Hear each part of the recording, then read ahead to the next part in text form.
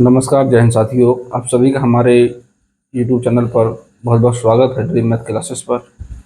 और जैसा कि आप देख पा रहे थे कि काफ़ी दिनों से हमारी क्लासें नहीं डल पा रही थी, तो कुछ पर्सनल समस्याओं के कारण ये क्लासें आपको उपलब्ध नहीं हो पाई। लेकिन आपसे वादा करते हैं कि आपको प्रतिदिन क्लासें ज़रूर मिलेंगी और आप प्रतिदिन हमारी क्लासों को ज़रूर देखिए, जिससे अपनी तैयारी में मजबूती पकड़ें और आने वाली जो भर्तियाँ हैं, जैसे यूपी पुलिस हो गया, रेलवे हो गई, एसएससी हो गया, इन सभी के लिए हमारी ये क्लासें काफ़ी महत्वपूर्ण साबित होंगी।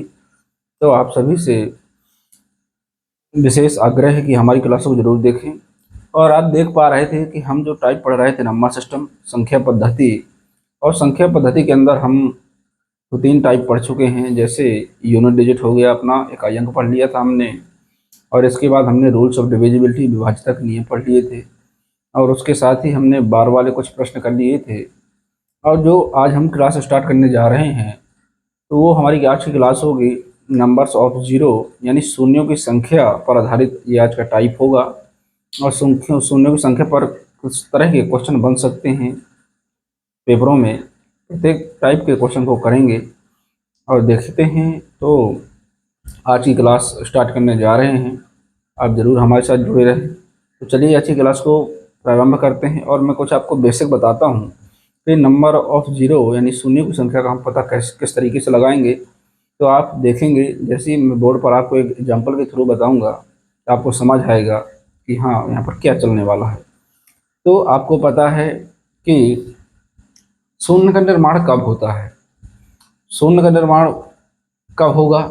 जब क्या होगा, जब हमें क्या हो, हमें 5 प्राप्त हो, और 5 के साथ में क्या प्राप्त हो, 2 प्राप्त हो। तब हम क्या करेंगे, शून्य का निर्माण होगा। जब हम इनका मल्टीप्लाई करेंगे तो हमें 10 मिलेगा, तो हमें पता चलेगा कि अंत में कितना, एक शून्य है। तो अंत में हमारा एक जीरो आ गया। इस तरीके से हम प्रश्नों पर चलेंगे। तो मैं आपको एग्जाम्पल के थ्रू बता रहा हूँ, एक क्वेश्चन को ले रहा हूँ, और उसमें हमें ज्ञात करना होगा कि आखिर शून्य की संख्या यहाँ पर क्या होगी। तो चलिए आपको मैं बता दूं, आप देखेंगे कि यदि मैंने कह दिया कि 1 से लेकर के 2, 3, यहाँ से लेते हुए यदि मैंने कह दिया आपसे कि आप बताइए कि अंत में इसको सॉल्व करने पर अंत में कितने शून्य होंगे, तो आपको कुछ नहीं करना है। बस आपको ये देखना है कि आखिर यहाँ पर क्या करने वाले हैं, कि जब जब 2 का और 5 का मिलन होगा तब तब शून्य का निर्माण होगा। ठीक, तो आप यहाँ पर देखेंगे कि कहाँ कहाँ पर आएगा 2 और 5। एक तो 2 दिया हुआ है खुद, तो यहाँ 1 2 हमें मिल जाएगा। इसके बाद जब 3 के बाद हम 4 पर जाएंगे, तो 4 में क्या होगा, वहाँ पर भी 2, क्योंकि 4 क्या होता है, 4 होता है 2 गुणा 2, 2 दूनी 4, तो 2 और गुणा 2 से ही मिलकर को बना हुआ है। तो यहाँ पर कितने, 4 पर कितने मिल जाएंगे, 2 2 मिल जाएंगे। इसके बाद 5 मिलेगा अपन को, तो 5 हो गया। इसके बाद 6 मिलेगा, तो 6 क्या होता है, 6 होता है 2 गुणा 3। यहाँ पर भी हमें क्या मिल रहा है, 1 2 मिल रहा है, तो 6 पर भी हमारा 1 2 हो गया। इसके बाद 7 में ना तो 2 आता है और ना ही 5 आता है, तो हम चलेंगे 8 पर। तो 8 क्या होता है, 2 गुणा 2 गुणा 2, 2 दूनी 4 दूनी 8, यहाँ पर हमें 3 2 मिलेंगे। तो 8 पर हम कितने, 3 2 मिल गए। इसके बाद 9 पर ना तो कोई 5 आएगा ना कोई 2 आता है। इसके बाद हम जब 10 पर चलेंगे, तो हम देखेंगे कि 5 और 2 कितना होता है, 5 दूनी 10 होता है। तो 10 में क्या है, एक 5 भी है और एक 2 भी दिया हुआ है, तो यहाँ पर एक 5 भी होगा और यहाँ पर एक 2 भी होगा। ठीक, तो हम कैसे पता करेंगे कि अंत में कितने शून्य होंगे। तो हमें बस सीधा सा करना है कि कितने जोड़े बन रहे हैं, जिसकी संख्या कम होगी, चाहे 2 हो या 5 हो। यदि प्रश्न में इन दोनों में से यदि किसी की भी संख्या जितनी कम है, उतने ही शून्य का निर्माण होगा। यदि 2 कम है प्रश्न में, तो उतने शून्य होंगे, और यदि 5 कम है तो उतने शून्य होंगे। जो संख्या कम बार होगी, क्योंकि 10 का जीरो का निर्माण कब होता है, जब इन दोनों में क्या होता है, एक पेयर बनता है। पेयर बनने से ही 10 शून्य का निर्माण होता है। तो जब जब इनका पेयर बनेगा तो क्या होगा, उतने शून्य आएंगे। अपन यहाँ से देखेंगे तो एक यहाँ पर एक ये 2 हो गया, इसके बाद अपन 4 पे चले तो यहाँ पर भी 2 हो गए। हम यहाँ पर चले 5 में तो 5 एक केवल आया। इसके बाद 6 में अपना कितना 1 2 आ गया। इसके बाद हमने 8 में चले तो यहाँ भी कितने 3 2 हो गए। इसके बाद 9 पर कुछ नहीं तो 10 पर भी हमने देखा कि यहाँ पर 5 और 2 हो गए। ये हो गए, इनकी पूरी कहानी ये रखी हुई है आपके सामने। तो आप यहाँ पर देख पा रहे होंगे कि 2 की संख्या तो बहुत अधिक है। कितनी 1 2 3 4 5 6 7 1 8। 2 कितनी बार आया है, 8 बार आया है। लेकिन 5 कितनी बार आया है, तो आप देखेंगे 5 एक बार यहाँ है और एक बार यहाँ है। तो जब 5 है यहाँ पर है और 5 यहाँ पर है, सिर्फ 2 5 है, तो इस प्रश्न को जब सॉल्व करेंगे हम तो अंत में कितने 2 आएंगे, 2 ठो शून्य आएंगे और कुछ नहीं होगा। ठीक, तो हम ये ज्ञात करना है कि अंत में आखिर कितने जीरो आएंगे। जब मैं आपको प्रश्न बताऊंगा तो क्लियर होगा। अब जब यदि यही हमारा प्रश्न एग्जाम में आ जाता है कि आप बताएं कि 1 से लेकर 10 तक की संख्याएं लिखी हुई हैं मल्टीप्लाई में और पूछ दिया जाए कि अंत में कितने शून्य होंगे, तो आपको कुछ नहीं करना है। हमें पता है कि जब संख्या लगातार दी हुई है 1 2 3 4 5 6 7 8 9 10 दी हुई लगातार संख्याएं दी हुई हैं, तो उसका सीधा सा मतलब है कि जो 2 है वह अनेक बार आया होगा। 2 की संख्या अनेक बार होगी। तो हमें बस एक संख्या निकाल लेनी है, चाहे आप 2 5 निकाल लीजिए, लेकिन जिसकी संख्या कम होगी हमें वो संख्या निकालनी है। तो हमें पता है कि 5 की संख्या कम होगी यहाँ पर, तो हम 5 निकाल लेते हैं। तो 5 कैसे निकालेंगे, हमें कुछ नहीं करना, जो अंत की संख्या है उसमें क्या कर देना है, हमें 5 से भाग दे देना है। क्या कर देना है, 5 से भाग दे देना है। तो जब 5 से भाग दे देंगे तो आप देखेंगे 5 दूनी कितना होता है, 10 होता है। हमारा कितना आया, 2 आया। इसका मतलब ये हो गया कि अंत में कितने शून्य होंगे, 2 शून्य आएंगे। ठीक, अब इसको ध्यान रखना। ये आपका एग्जाम्पल हो गया। अब मैं आपको क्वेश्चन लेके आ रहा हूँ, तो क्वेश्चन के थ्रू आपको और बेहतर समझ में आएगा। तो चलिए शुरू करते हैं आज का पहला प्रश्न। तो ये रहा हमारा आज का पहला प्रश्न, और पहले प्रश्न पर ही हम देख पा रहे हैं कि जो हमारी संख्या दी हुई है वह लगातार दी हुई है। कहाँ से, 1 2 3 से लेकर के हमें 99 और 100 तक दिया हुआ है। और कहा गया है कि 1 से लेकर 100 तक की संख्याओं को परस्पर गुणा किया जाए तो गुणनफल के दाईं ओर कितने शून्य होंगे। अर्थात कहना चाहता है कि जो हम ये गुणा करेंगे तो गुणा करने के अंत में जो हमारा आंसर आएगा, तो आंसर जो आएगा तो उसके दाईं ओर यानी अंत में कितने शून्य होंगे। तो चलिए हम देखते हैं। पहले हम इसको नोट कर लेते हैं कि हमारा कहाँ तक दिया हुआ है। 1 से लेकर के कहाँ तक दिया हुआ है, 100 तक दिया हुआ है। ठीक, 100 तक दिया हुआ है। इसके बाद हमें देखना है कि आप एक अनुमान तुरंत लगाना। आपको यदि सवाल को जल्दी करना है, आप देखेंगे कि यहाँ से हमने यदि गुणा किया तो 2 का प्रयोग ज़्यादा बार हुआ होगा कि 5 का प्रयोग ज़्यादा बार हुआ होगा। हमें पता है कि संख्या क्या है, लगातार हैं, तो 2 का प्रयोग तो हर सम संख्या में होगा। हर एक संख्या को छोड़ करके एक संख्या में प्रयोग होगा 2 का। और 5 का प्रयोग क्या होगा, वह अपनी अपनी जगह पर आएगा। तो बस हमें कुछ नहीं करना है, हमें 5 का प्रयोग निकालना है। और 5 का प्रयोग निकालना हो या 2 का प्रयोग निकालना हो, बस अंत की संख्या में सीधे अपन को क्या करना है, भाग दे देना है। तो चलिए देखते हैं हमने क्या किया। हमें शून्य की संख्या पता लगानी है कि अंत की संख्या क्या है, हमारी 100 दी हुई है। तो हमने 100 में क्या किया, 5 का भाग लगाया। तो 5 दूनी 10 यानी कितनी बार जाएगा, 20 बार। 20 बार गया। इसके बाद इस 20 में हम भाग किसका लगाएंगे, 20 में भी हम किसका भाग लगाएंगे, 5 का। हमें तब तक इन संख्याओं में भाग देते हुए चला जाना है जब तक कि वह संख्या 5 से छोटी ना हो जाए, जब उस संख्या में भाग ना जाए। तो 5 चौको कितना होता है, 20 होता है। तो आप देख पा रहे होंगे अब 4 में तो 5 का भाग जा नहीं सकता, इसीलिए यहीं तक रख देते हैं। यदि यह संख्या 5 से बड़ी होती तो भी हम इस संख्या में भाग लगाते। शेष क्या बचता है हमें उससे कोई मतलब नहीं है। तो बस अब हमें पता चल जाना चाहिए कि अंत में कितने शून्य होंगे। तो बस 20 और 4 को क्या कर देंगे, जोड़ देंगे। तो जोड़ने पर जो हमें मिलेगा कि गुणनफल के जो अंत में शून्य होंगे तो उन शून्यों की संख्या कितनी होगी, 24 होगी। तो इस तरीके से आप निकाल करके देखिए। आपको कुछ नहीं करना है। सवाल में आपको यदि लगे कि या नहीं इस सवाल में 2 कम बार आया होगा, 2 कम बार आया होगा, तो अंत की संख्या में 2 का प्रयोग निकालें। बिल्कुल सेम प्रोसेस है, बिल्कुल आपको वैसे ही का वैसा करना है। और यदि आपको लगता है कि इस सवाल में 5 कम बार आया होगा तो आप 5 निकालें। जैसे हमें पता था कि यहाँ पर क्रमागत संख्याएं दी हुई हैं लगातार क्रम से, तो हर एक संख्या को छोड़ के क्या होगा, 2 का प्रयोग हुआ होगा। लेकिन 5 का प्रयोग कहाँ कहाँ होगा, 5 का प्रयोग 5 में होगा, 10 में हुआ होगा, 15 में होगा, 20 में हुआ होगा, 25 में होगा। ऐसे हम पता लगा कि 5 का प्रयोग कम बार हुआ होगा इस संख्या में, तो हमने सीधा क्या कर दिया, 5 का प्रयोग निकाल दिया। तो 5 हमें कितनी बार मिला, 5 यहाँ पर कितनी बार आया होगा, 24 बार हमें मिला। तो हमें पता चल गया कि अंत में कितने शून्य होंगे, 24 होंगे। क्यों? क्योंकि जब तक 5 और 2 का जोड़ा नहीं बनेगा, जब तक शून्य का निर्माण नहीं होगा। तो जब इस प्रश्न में 5 24 बार आया है, तो 2 चाहे 50 बार आए, चाहे जितनी भी बार आए, हमें कोई मतलब नहीं है। हमें तो ये पता है कि जो संख्या कम बार आई है और जो संख्या जितने जीरो उसमें आ रहे हैं, तो उतने ही जीरो बनेंगे।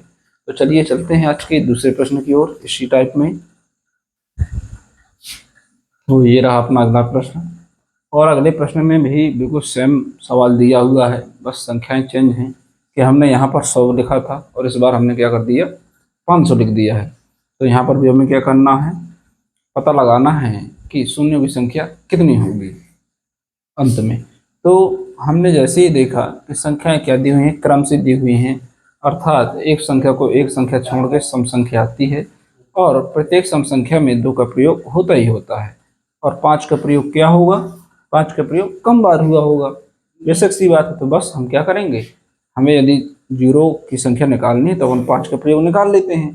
तो 5 का प्रयोग निकाल लेंगे तो बस हमें मिल जाएगा कि कितने शून्य होंगे अंत में। तो चलिए निकाल लेते हैं। हमने बोला था आपसे कि अंत की संख्या में क्या करना है, भाग लगा देना है 5 का, हमें क्योंकि 5 की संख्या पता करनी है। तो हमने क्या किया, अंत की संख्या में 500 में 5 का भाग लगा दिया। तो लगा देंगे तो कितनी बार जाएगा, 100 बार गया। ठीक, इसके बाद इस 100 में अब भाग लगाएंगे 5 का, तो कितनी बार जाएगा, 20 बार जाएगा।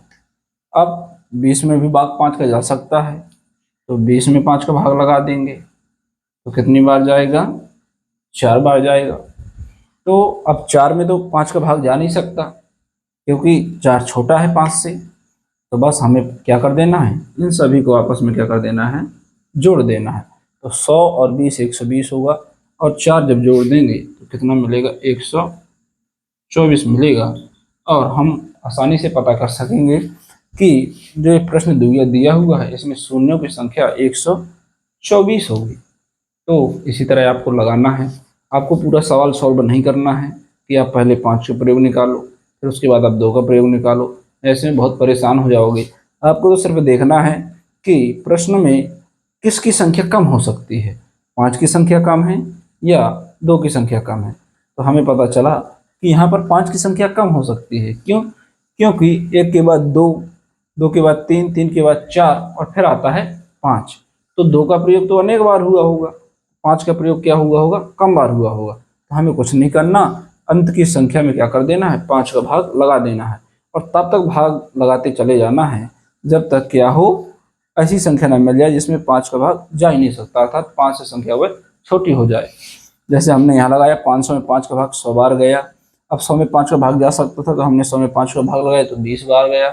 जैसे 20 में 5 का भाग जा सकता था, 5 को 20 हो गया हमारा।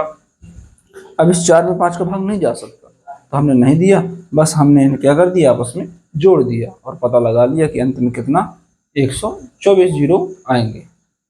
तो बस आपको याद रखना है कि जो यह है सवाल है इसके अंत में कितने होंगे, 124 शून्य होंगे अंत में। ठीक, आपको ये याद रखना है। तो चलिए इस सवाल को आप नोट करके रखें, इन सवालों को वीडियो रोक के आप लिया करें। और मैं आपसे यही बार बार कह रहा हूँ कि जीरो का निर्माण कब होता है, जब हमें क्या मिले, 5 मिलता है और क्या मिलता है, 2 मिलता है। जब इन दोनों का आपस में गुणा होगा तभी जाके शून्य का निर्माण होगा। जैसे आपने यहाँ पर लिख दिया कि देखेंगे आप, 1 2 3 4 5 6 7 8 9 और अंत में 10 हो गए। आप कहेंगे कि 1 2 तो ये हो गया, एक बार आ गया यहाँ। इसके बाद ये 4 है, तो ये 4 नहीं है, क्या है, 2 गुणा 2 है, क्योंकि 2 दूनी 4 होता है, तो यहाँ पर 2 बार आ गया। आप देखेंगे कि यह 5 है। इसके बाद आप यहाँ 6 देखेंगे तो ये 6 नहीं है, 6 कहाँ से बना हुआ है, 2 और 3 के मल्टीप्लाई से, यानी गुणा करने से, 2 तिया 6, तो यहाँ पर भी क्या हो गया, 2, एक बार यहाँ पर भी आ गया। इसके बाद आप 8 देखेंगे, तो आप 8 को देखेंगे कि 2 दूनी 4 और 4 दूनी 8 होता है, तो यह कितनी बार हो गया, 3 बार हो गया। इसके बाद आप 10 पर जाएंगे तो आप देखेंगे कि 5 दूनी कितना होता है, 10 होता है, तो यहाँ पर भी कितनी बार, एक बार आ गया। अब आप देखेंगे कि यहाँ पर एक बार, यहाँ 2 बार, यहाँ एक बार, यहाँ 3 बार, यहाँ एक बार, अर्थात 1 2 3, 3 और 1 4, 4 और 4 8 बार 2 आया है।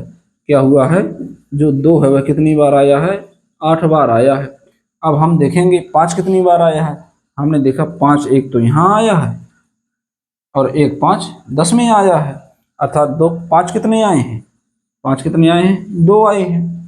तो जब इन दोनों के पेयर बनेंगे, आप एक बात ध्यान रखना, आप 2 ठो 8 रख लीजिए, 2 गुणे 2 4 बार हो गया, और 2 गुणे 2 गुणे 2 गुणे 2, आपने 8 बार रख लिए, 2 2, और आपने 2 बार क्या रख लिए, 5 और 5 रख लिए, क्योंकि 2 ही 5 है।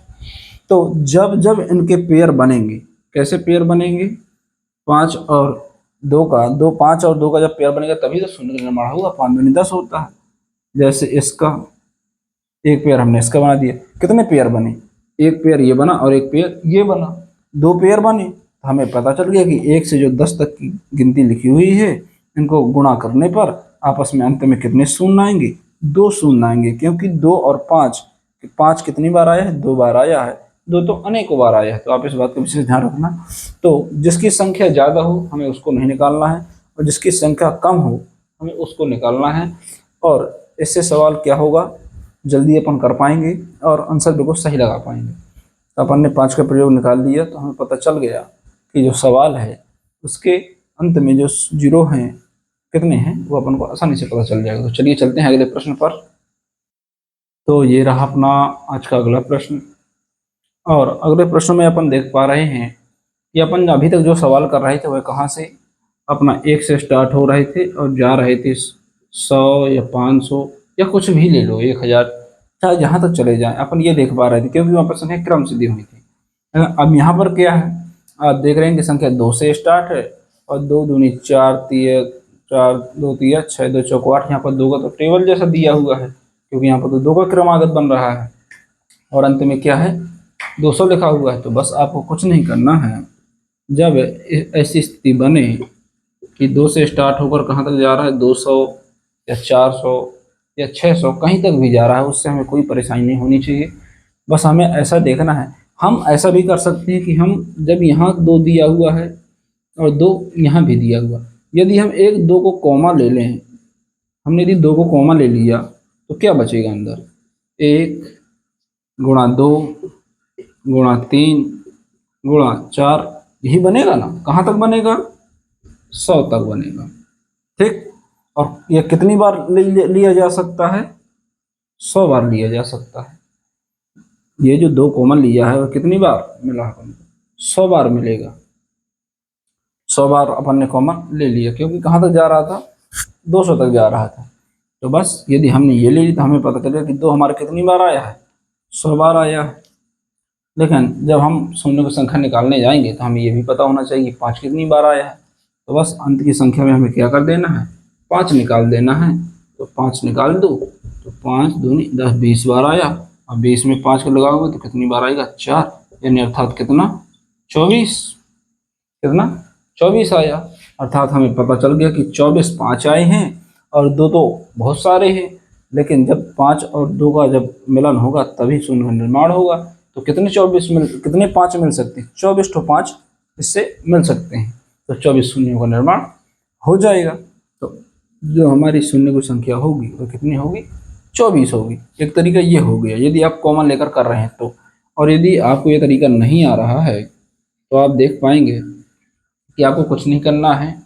अंतिम जो संख्या दी हुई है पहले आपको उसमें 2 का भाग लगा देना है। वो कब करना है, जब संख्या क्या हो, इस तरह इस पोजीशन में दी हुई हो, 2 का मल्टीप्लाई दिया हो। ठीक, तो अंत की संख्या में क्या कर दिया, भाग लगा देना है। तो भाग लगाएंगे तो क्या आ जाएगा, 100 आ जाएगा। अब बस 100 में अपन पता लगा लेंगे कि कितनी बार 1 से 100 तक, जब 2 का भाग यहाँ भी लगाए तो 2 का भाग वो सभी संख्याओं में लगेगा। जब पूरी संख्याओं में लगेगा तो वही कहानी बन जाएगी कि 1 गुणा 2 गुणा 3 गुणा 4, और कहाँ तक जाएगा, 100 तक जाएगा। जब 2 का भाग लगाएंगे तो पूरी संख्याओं में लगेगा तो यही संख्या बन जाएंगी। तो बस हमें कुछ नहीं करना, 100 में हमें क्या कर देना है, निकालना है। तो 20 आया, और 20 से फिर 5 में जाएंगे, कितने 4 बार। यहाँ भी कितना आएगा अपना आंसर, 24 आएगा। तो आप इस बात का विशेष ध्यान रखें। आप किसी भी तरीके से करें, जब ऐसे सवाल में तो आपको अंत में कुछ नहीं कर देना, 2 का भाग लगा देना है और पुनः वही स्थिति लगा देनी है जो हम अभी तक करते चले आ रहे थे। तो चलिए, आज ज़्यादा नहीं 3 सवाल हो पाए हैं, और थोड़ा स्वास्थ्य सही ना होने के कारण आज की क्लास को पूरा नहीं कर पा रहे हैं। तो हम अगली जो क्लास लेकर के आएंगे उसमें हम ये number of zero of numbers जो भी है अपना, नंबर्स ऑफ जो शून्य की जो संख्या है, इस पर जो आधारित बेस्ड जो क्वेश्चन होंगे आपको संपूर्ण एक ही क्लास में मिल जाएंगे।